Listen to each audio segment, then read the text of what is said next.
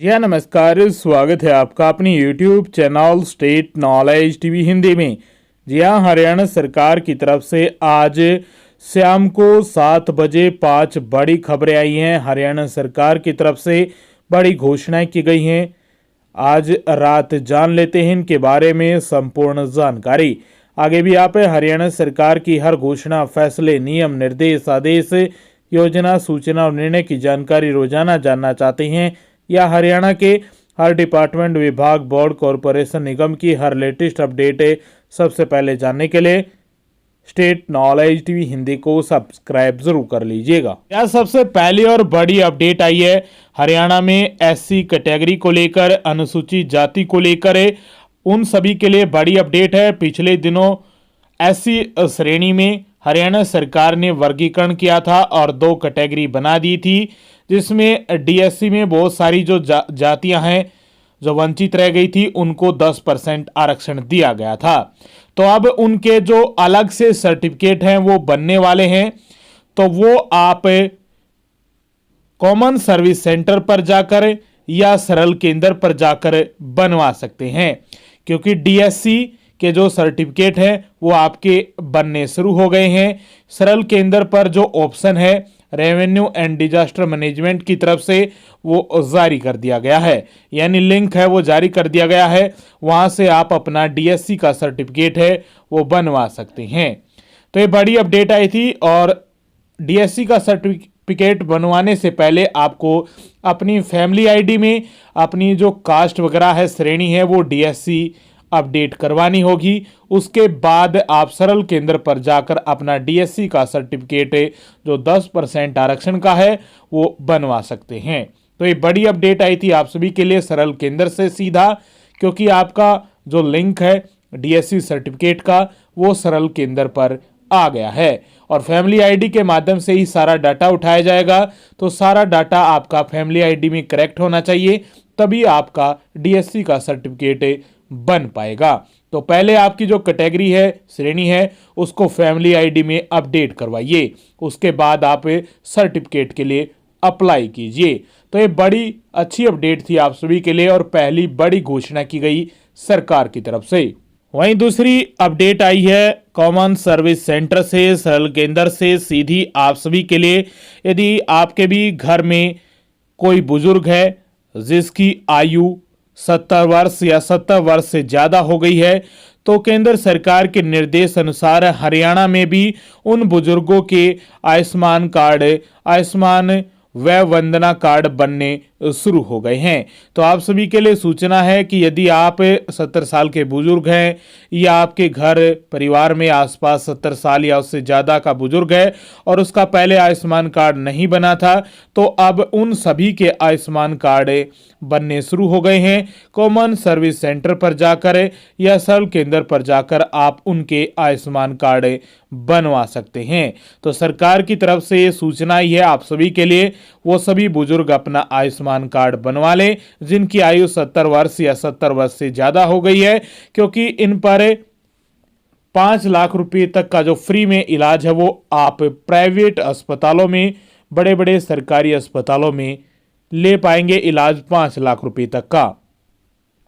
चाहे आपकी जितनी भी इनकम हो, सभी के जो फैमिली आईडी में आयुष्मान कार्ड है वो बनाए जा रहे हैं। तो जल्दी से जल्दी जाइए और अपना आयुष्मान कार्ड बनवा लीजिए। जिसका बन गया है वो अपना आयुष्मान कार्ड निकलवा सकता है कॉमन सर्विस सेंटर पर जाकर। तो सभी बुजुर्गों के लिए ये सूचना थी आयुष्मान वय वंदना योजना को लेकर। ये दूसरी बड़ी खबर थी हरियाणा सरकार की तरफ से। तीसरी बड़ी खबर आई है हरियाणा में किसानों के लिए आह्वान किया गया है। हरियाणा सरकार ने राज्य के किसानों का आह्वान किया कि वे धान की कटाई के बाद फसल अवशेषों में आग ना लगाएं। आग लगाने से वायु प्रदूषण फैलता है और मिट्टी के पोषक तत्व भी नष्ट होते जाते हैं। किसान अवशेषों को मशीनों की सहायता से मिट्टी में मिलाएं।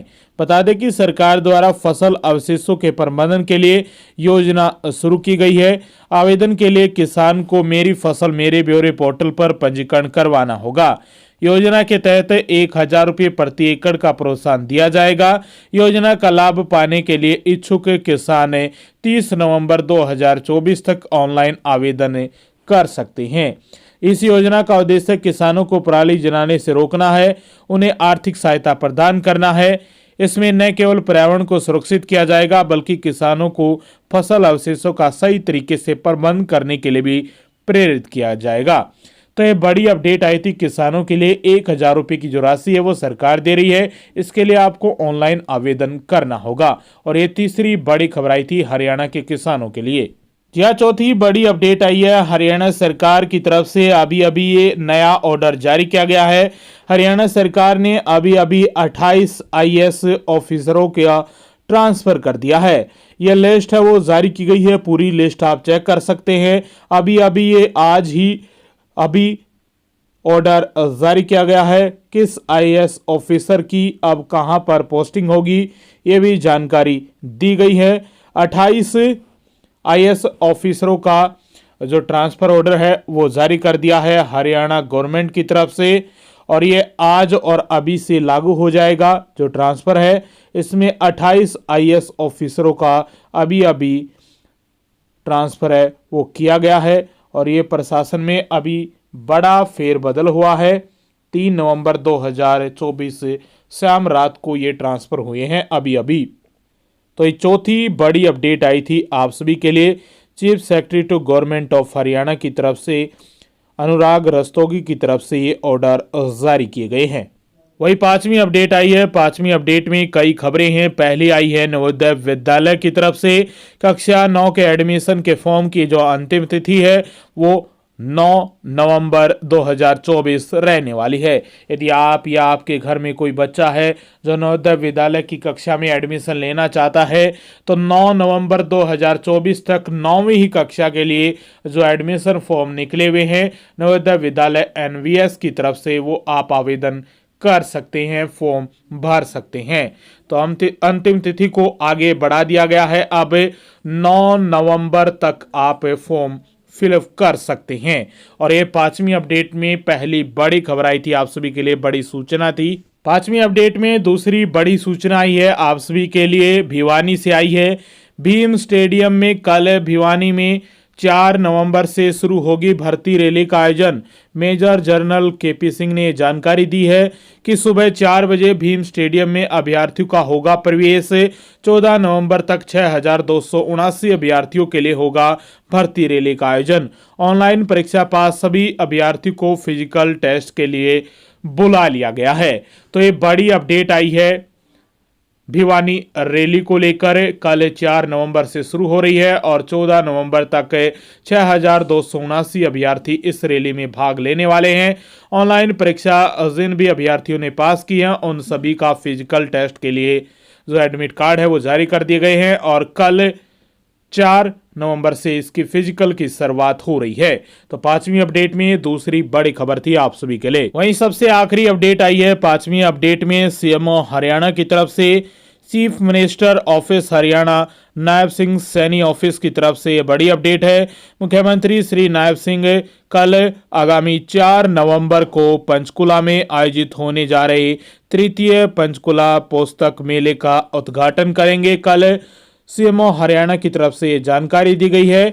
मेले में हिंदी, अंग्रेजी और पंजाबी भाषा के 100 से अधिक प्रकाशकों की किताबों को प्रदर्शित किया जाएगा।